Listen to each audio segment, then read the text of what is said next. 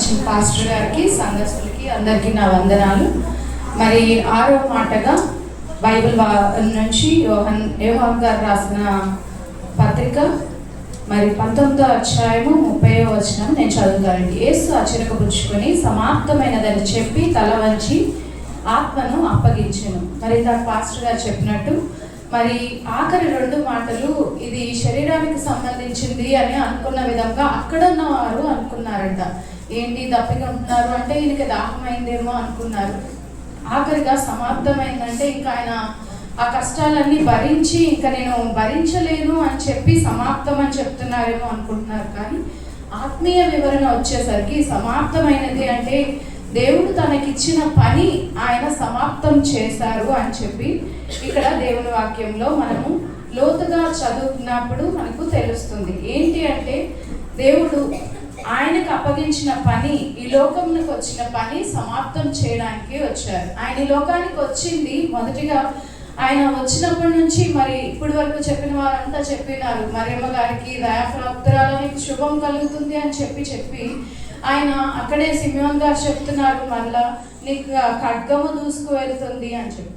ఎందుకంటే పాపముల నిమిత్తము ఆయన ఈ లోకానికి మన పాపముల నుంచి విడిపించడానికి ప్రత్యేకంగా వచ్చి ఉన్నారు. అందుకే ఆయన 12వ ఏట నుంచి దేవుడు ఎలాగంటే సిద్ధపడతా ఉన్నాడు, తండ్రి పని మీద వచ్చి ఉన్నాను అని చెప్పి ఉన్నారు. నేనైతే వాక్యాలు ఎక్కువ చదివించాను కానీ ఎందుకంటే మనకు సమయం అయిపోతుంది. సో నేను వాక్యంగా చెప్పి వెళ్ళిపోతున్నాను. అయితే 12వ మాట ఆయన 12వ ఏటే ఆయన యొక్క మందిరానికి వెళ్ళినప్పుడు ఏం చేస్తున్నారంటే ఆయన మర్చిపోయి తల్లిదండ్రులు 2 రోజుల ప్రయాణం వెళ్ళిపోయి మరలా తిరిగి వచ్చినప్పుడు ఏంటి మీ కోసం ఏడుస్తూ మరియమ్మ గారు ఎలాగ విడిచిపెట్టేసావు ఏంటయ్యా అని చెప్పినప్పుడు నేను నా తండ్రి పని మీద ఉన్నానని నీకు తెలియదా అని చెప్పేసి అన్నారు. అలాగే ఆయన మరి సమరయ స్త్రీ దగ్గర అక్కడ ఉన్న బావి దగ్గర దాహము గురించి చెప్తూ ఉన్నప్పుడు అక్కడ శిష్యులతో చెప్పినారు, నా తండ్రి చిత్తము నెరవేర్చుటయే నా పని అని చెప్పినారు. అంటే యేసు ప్రభు వారు ఈ లోకానికి వచ్చింది ఆయన చిత్తాన్ని నెరవేర్చడానికి. అయితే ఆయన చిత్తంలో వచ్చినప్పుడు ఆయన ఏమేం పనులు చేశారు అంటే, ఒకటి లూకా 4వ అధ్యాయం 18వ వచనంలో ఉన్నట్టు ఆయన సువార్త ప్రకటించడానికి వచ్చారంట. బీదలకు సువార్త ప్రకటించుటకు, చెరలో ఉన్న వారిని విడిపించుటకు, గుడ్డివారి కన్నులను తెరుచుటకు, నలిగిన వారిని విడిపించుటకు ఆయన ఈ లోకానికి వచ్చారు. మరి నిజంగా ఆయన ఈ లోకంలో ఉన్నంత కాలము ఆయన చేసిన పగలంతా దేవుని పని చేసేవారు, రాత్రంతా ఆయన సన్నిధిలో గడిపేవారంట. మరి నిజంగా పగలంతా అంత పని చేయాలి అంటే రాత్రి అంత ఆత్మశక్తి తండ్రితో తనకు సంబంధం కలిగి ఉండేది అని భక్తులైన వారు చెప్పడం వింటుంటారు. మరి ఇంకొక పని ఏం చేశారంటే జీవం కలిగించడానికి ఆయన వచ్చారు. యోహాను 10:10లో ఉన్నట్టు గొర్రెలకు జీవము కలుగుటకు, తన సమృద్ధిని కలుగు చేయుటకు ఆయన వచ్చారు అని చెప్తున్నారు. మరి ఇంకొక పని ఆయన ఏం చేశారు అంటే సాతానును జయించడం. సాతాను మరి అపవాదిని జయించడం మానవుల వల్ల కాదు కానీ ఒక క్రీస్తు వల్లే అది కార్యం జరుగుతుంది. 1 యోహాను 3:8లో ఉందండి, అపవాది క్రియలు లయపరచుటకు దేవుని కుమారుడు ప్రత్యక్షపరచబడేది. మరి అపవాది క్రియలు వాడి తంత్రాలను లయపరచుటకే ఆయన ఈ లోకానికి వచ్చారు. మరి ఇంకొకటి ఏంటి అంటే అగ్ని వేయుటకు వచ్చారు. లూకా 12:49లో నేను భూమి మీద అగ్ని వేయ వచ్చితిని అన్నారు. అంటే ఆయన పనులు ఏంటి అంటే సువార్త ప్రకటించడం, రెండవదిగా జీవము కలిగించడం, సాతాన్ని జయించడం, అగ్ని వేయ వచ్చి ఉన్నారు. మరి ఈ 4 పనులు దేవుడు చేస్తూ ఉన్నప్పుడు మరి ఇవి అన్ని మరి ప్రవక్తలైన వారు, పెద్దలైన వారు, వారు బైబిల్ని బాగా చదివిన వారు, నిపుణులు ఏం చెప్తారంటే మొత్తం 300 ప్రవచనాలు దేవుడు నెరవేర్చారు. ఆయన ఈ లోకానికి వచ్చి పాత నిబంధనలో ఉన్న ప్రవచనాలన్నీ నెరవేర్చారు. ఏంటి అంటే 300 ప్రవచనాలు. వీటిలో పుట్టుట గురించి కొన్ని ప్రవచనాలు ఉన్నాయి, ఆయన సువార్త ప్రకటించుటలో కొన్ని ప్రవచనాలు ఉన్నాయి, కానీ ఆయన సిలువను గురించి ప్రత్యేకమైన ప్రవచనాలు ఉన్నాయి. అయితే ఈ సిలువలో ఆయన ప్రత్యేకంగా ఇవన్నీ లోకంలో ఉన్నప్పుడు ఆయన సజీవముగా ఆయన 3.5 సంవత్సరాలు సజీవుడిగా ఉన్నప్పుడు ఆయన ఇవన్నీ చేసుకుంటూ వెళ్ళారు. కానీ ఆఖరిగా ఆయన ఏంటి అంటే సాతానుని జయించడము. మరి ఆది తల్లిదండ్రులైన ఆదాము అవ్వగారికి, మన ఆది తల్లిదండ్రులైన వారికి మొదటనే ఆయన వాగ్దానం చేసి ఉన్నారు. మరి మనం సృష్టిని గురించి మొదటి ఆది కాండంలో మొదటి పేజీని చూస్తే మనకు ఆ సృష్టి గురించి ఉంది. మనం ఆ సృష్టిలో చూస్తే మనకు 1వ రోజు దేవుడు ఏం చేశాడు, సూర్యచంద్రుడు నక్షత్రాలు ఇవి చేసుకుంటూ వచ్చి 6వ దినంకి వచ్చేసరికి ఆయన ఏం చేశాడు అంటే జంతువులని, పక్షులని, ఇంకా అక్కడ ఉన్న జలచరాలన్నింటినీ చేస్తూ ఆయన 6వ దినమునే మానవుడిని చేశాడు. తన స్వరూపంలో మంటిని చేశాడు. తన స్వరూపంలో మంటిని తీసుకొని ఆయన తన స్వరూపమందు మానవుణ్ణి చేశారు అని మీరు ఆదికాండంలో చదవచ్చండి. ఆదికాండము 1వ అధ్యాయంలో మనం చూసుకున్నట్లయితే ఆయన తన 1వ అధ్యాయము 24, 25, 26లో ఉంది. 6వ దినమున ఆయన అన్నిటినీ, పురుగులను, జంతువులను ఇవన్నీ సృజించడంతో పాటు తన స్వరూపమందు మానవుణ్ణి సృజించారంట. అది తన స్వరూపమందు చేసిన ఈ మానవుడు ఏమయ్యారంటే దుష్టుడైన అపవాది సాతానులో దూరి సాతానును బట్టి మనకు ఈ లోకానికి పాపమును తీసుకుని ఇది నిజమా అంటూ వారు తినకూడని పండును తినేటట్టు చేసేశారు. మరి ఆ యొక్క కార్యమును బట్టి ఏమైపోయింది అంటే పాపం ఈ లోకంలోకి, మనిషిలోకి, మానవునిలోకి వచ్చి వేసింది. అందుకే ఆయన దేవుడైన యెహోవా దేవుడైన వారు ఆయన అక్కడ శపిస్తూ, పాముని శపిస్తూ ఆయన అంటున్నారు, నీ మానవుడిని తల మీద కొడతారు అని చెప్పేసి చెప్తున్నారు. అది ఆదికాండము 2:14లో స్త్రీ సంతానం నిన్ను తల మీద కొట్టును, నీవు దాన్ని మడిమ మీద కొట్టుదువు అని చెప్పేసి. మరి స్త్రీ సంతానము ఎక్కడ తల మీద కొట్టింది అంటే ఆ స్త్రీ యొక్క పాము యొక్క శిరస్సు ఛేదనము అంటే సాతాను గాడి యొక్క శిరస్సు ఎక్కడ నలగొట్టబడింది అంటే ఈ సిలువలో నలగొట్టబడింది. ఏ మానవుడి వల్ల ఈ యొక్క పాపంను తీసివేయడం ఆ సాక్ష్యం అంట. అయితే దేవుడు అంటున్నాడు, అందుకే దేవుడు ఇంత శ్రమలో ఆయన 3.5 సంవత్సరాలు ఇన్ని అద్భుతాలు చేసిన ఆయన పాపంను తీసివేయడం అసాధ్యమా అంటే కాదు, కానీ ముందు సాతానుకు కూడా అవకాశం ఇస్తున్నారు అని భక్తులైన వారు చెప్తున్నారు.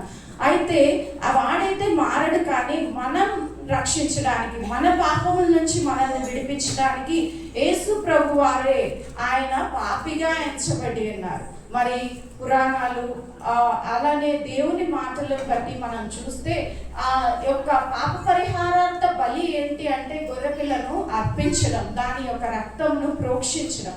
అది ఎక్కడ జరిగింది అంటే సిలువలో పాప రక్తం నుంచి మన పాపముల నుంచి ఆయన రక్తముగా కార్చబడింది. అయితే యేసు ప్రభు వారు ఏం చేస్తున్నారంటే ఆ గెత్సెమనే తోటలో, అందుకే ఆయన ఎంతో దుఃఖముతో ప్రార్థన చేస్తున్నారు, తండ్రి చిత్తమైతే ఈ గిన్నెను నా యొద్ద నుండి తొలగించు. ఆ గిన్నె ఏంటి అంటే మన పాపములే అనే గిన్నె. అందుకే జబదేయి కుమార్కు 10:38లో కూడా జబదేయి కుమారులు వచ్చి, రేపు నీ రాజ్యంతో వస్తావు కదా, కుడి వైపున ఒకరిని ఎడమ వైపున ఒకరిని నా యొక్క మమ్మల్ని ఉంచు అని చెప్పంటే ఇది వల్ల కాదు, ఎందుకంటే నేను త్రాగే గిన్నెలో ఇది మీరు త్రాగగలరా అంటున్నారు. మరి ప్రతి విషయంలో దేవుడు మొదటి నుంచి చెప్పుకుంటూ వచ్చి ఉన్నారనమాట. ఆ గిన్నె ఏంటి అంటే పాపం అనే గిన్నె. మన పాపముల భారము ఎప్పుడైతే ఆయన తీసుకుని వేసి ఉన్నారో, అందుకే 4వ మాటలో ఏం చెప్తున్నారంటే నా దేవా నా దేవా నన్ను ఎలా చేయడు. ఎప్పుడైతే ఆయన పాప అయిపోయి ఉన్నాడో తండ్రి ఆయన్ని కాసేపు విడిచిపెట్టేశారు. ఎందుకంటే మన పాపములన్నీ ఆయన మీద పడిపోయేసరికి ఇంకా ఆయన పాపిగా అయిపోయాడు. మన కోసము యేసు ప్రభు వారు ఆయన అందుకే పరమగీతంలో ఉంది కదా, ధవలవర్ణుడు రత్నవర్ణుడిగా మార్చబడిపోయాడు.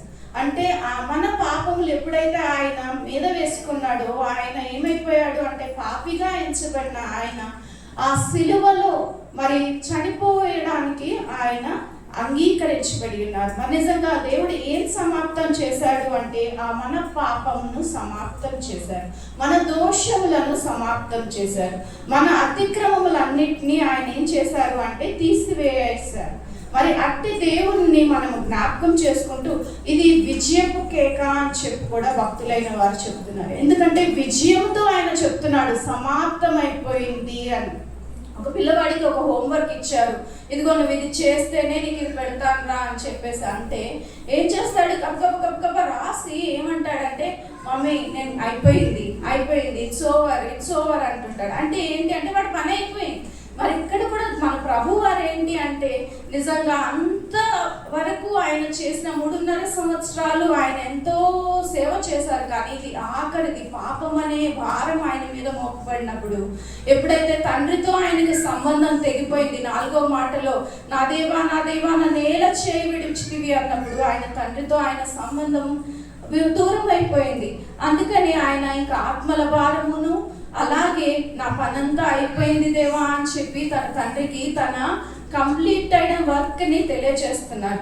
మరి నిజంగా ఆయన ఈ దేనిపైన విజయం సాధించాడంటే సాతానుపై విజయం సాధించాడు. సిలువలో సాతానుపై విజయం సాధించాడు, పాపంపై విజయం సాధించాడు. అలానే ప్రవచనాలన్నిటినీ నెరవేర్చి లోకంపై విజయం సాధించి తండ్రి చిత్తాన్ని నెరవేర్చిన విజయవంతుడుగా యేసయ్య నిలిచి ఉన్నాడు. అందుకే ఆయన నామముల్లో ఆయన విజయవంతుడు అని కూడా ఉంది. ఆయన విజయశాలి, జయశీలి అయిన వాడు అని చెప్పి ఉంది. అంటే ఎక్కడ జయము అంటే సిలువలో మన పాపముల నుంచి జయించారు. అయితే ఇప్పుడు మనం ఏం చేయాలి అంటే నిజమే, సిలువ ప్రతి సంవత్సరము ఈ మట్టల ఆదివారం చేసుకుంటాము, గుడ్ ఫ్రైడే చేసుకుంటాం, ఈస్టర్ చేసుకుంటాం. మళ్ళా లెంట్ డేస్ వచ్చేంత వరకు మనం సిలువని గురించి ధ్యానమే చేయము. ఎందుకంటే ఇప్పుడు మనకున్న సమస్యలే ఎక్కువ ఉంటాయి. ఇదిగో నా పిల్లల్ని చదివించుకోవాలనో లేకపోతే నా ఇంటి సమస్యలను, అప్పు భారాలను, ఇవన్నీ కాదండి. మనకు కావాల్సింది ఏంటి అంటే దేవునితో సంబంధం ఉంటే ఆ ఆత్మే మనల్ని నడిపిస్తుంది. ఆ ఆత్మే మనల్ని ఈ లోకంను జయించే శక్తి ఇస్తుంది. అందుకే మనకు రోమిల్కి రాసిన పత్రిక 8వ అధ్యాయంలో 13వ వచనంలో దేవుని ఆత్మచేత ఎందరు నడిపింపబడుదురో వారందరూ దేవుని కుమారులయ్యుందురు. ఏలయనగా మరల భయపడుటకు మీరు దాస్యపు ఆత్మను పొందలేదు కానీ దత్తపుత్ర ఆత్మను పొందేది. ఆత్మ కలిగిన వారమే మనము అబ్బా తండ్రి అని మొరపెట్టుచున్నాము. మనము దేవుని పిల్లలమని ఆత్మ తానే మన ఆత్మతో కూడా సాక్ష్యం ఇచ్చుచున్నాడు. కాబట్టి మనం ఎవరి పిల్లలము అంటే దేవుని పిల్లలు. అయితే మన కొరకు యేసయ్య మన పాపములన్నిటినీ తీసివేశాడు. కాబట్టి మనము సాతానుని సులువుగా జయించాలి, లోకాన్ని జయించాలి, పాపాన్ని జయించాలి. ఇది మన వల్ల కాదు. ఎలా జయిస్తాము అంటే ఆత్మను పొందుకోవాలి, పరిశుద్ధ ఆత్మను. అందుకనే యేసుప్రభువు వారు వెళ్తూ మనకేం చెప్పారంటే నా ఆదరణకర్తను మీకు పంపిస్తాను అని చెప్పి. అయితే మనము ఆ ఆదరణకర్త ఎప్పుడైతే ఆత్మను పొందుకొని మనం ఈ లోకంలో నడిచాము అంటే తప్పక దేవునిలో మనము విజయము సాధిస్తాము. అప్పుడు క్రీస్తు వలె మనము కూడా మార్చబడతాం. మనమైతే యేసయ్య అయితే ఈ లోకానికి వచ్చిన తన పని సమాప్తం చేసి తండ్రికి సమాప్తమైనది అని తన యొక్క పనిని ముగించాను అని ఎలాగో తన తండ్రికి అప్పగించారో మనము కూడా అలాగ సమాప్తమైనది అని చెప్పగలుగుతున్నామా? 2 తిమోతి 4:6 చెప్తున్నారు. అక్కడ ఏం చెప్తున్నారంటే మేము ఒకసారి 2 తిమోతి 4:6 చూసుకున్నట్లయితే చదవండి. We should say it is finished. మనము సమాప్తము చేశాము అని చెప్పాలి. ఎందుకంటే పౌలు గారు కూడా చెప్తున్నారు, నేను మంచి పోరాటము పోరాడి తిని నేను పరుగు తొదబట్టించి తిని అని చెప్పి పౌలు గారు చెప్తున్నారు.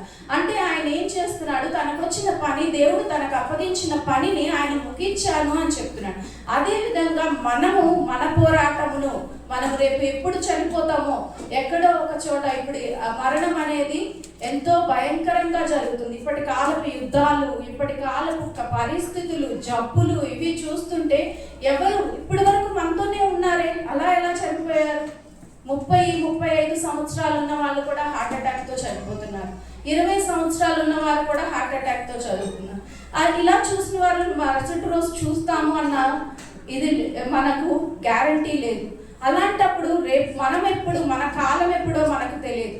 అయితే మనం ఏం చేయాలి అంటే దేవునిలో ఎప్పటికప్పుడు మనము దేవుని ఆత్మ ద్వారా నడిపించబడిన వారమై దేవునితో మనం నడిచే వారంగా ఉండాలి. ఫిలిప్పు 2:8 he humbled himself and because of obedient అని చెప్పి దేవుని ఎదుట మనం తగ్గించుకొని మనం ఆయన ఎదుట ఒప్పుకుంటే మనం తగ్గించుకున్నప్పుడు ఆయన మన భారం అంతా ఆయన మీద తీసుకొని పరిశుద్ధ ఆత్మ ద్వారా మనల్ని నడిపించినప్పుడు మనం కూడా రేపు దేవుని దగ్గరికి వెళ్ళినప్పుడు మొదటి రాకడ ఎలాగైతే ఈ 300 ప్రవచనాలు నెరవేరిపోయినాయో రెండవ రాకడ కూడా మనం నమ్ముచున్నాం. అదే కదా ఇప్పటి యుద్ధాలు చూస్తున్నప్పుడు కరోనా వచ్చినప్పుడు అందరు భయపడి ఉంటారు. అయ్యా దేవా అని 91 కీర్తన చదవడాలు, 100 కీర్తనలు చదవడాలు అని చెప్పి కరోనా ఉన్న టైం అంతా చదివారు. కరోనా అయిపోయిన తర్వాత మరలా లోకంలోకి వెళ్ళిపోయాం కదండి. అలా కాదు, మనం దేవుని సన్నిధిలో ఇదిగో ఈ రాత్రి నువ్వు నా కొరకు వస్తే ఇదిగో దేవా నేను సిద్ధంగా ఉన్నాను, నేను నీతో పరలోకానికి రాగలను అని చెప్పే ధైర్యం మనలో ఉన్నదా? అదొక్కసారి మనం జ్ఞాపకం చేసుకుంటూ మనం కూడా మన పరుగు, నమ్మకమైన పరుగు దేవుల్లో పరిగెత్తాలని చెప్పి దేవుణ్ణి ప్రార్థిద్దాం. మహిమేశ్వరాన్ని పాత్రుడ, మహోన్నతుడ, మహాగరుడ, నువ్వు మాకు ఇచ్చిన మార్చును బట్టి వందనాలు. ఈ మార్చులో ఎక్కడన్నా దోషములు ఉంటే మమ్మల్ని క్షమించండి తండ్రి. అయ్యా నువ్వు ఎలాగూ నీ పని సమాప్తం చేశావో అలాగూ తండ్రి నాయన మేము కూడా మేము ఈ లోకమునకు వచ్చిన పని సువార్త ప్రకటించుట, ఆత్మలను రక్షించుట, ఆత్మల భారము కలిగి ఉండట, అట్టి పని మేము చేయగలిగే శక్తిని నీ ఆత్మను మాకు దయచేయమని యేసు నామమున అడుగుచున్నాము తండ్రి. ఆమేన్.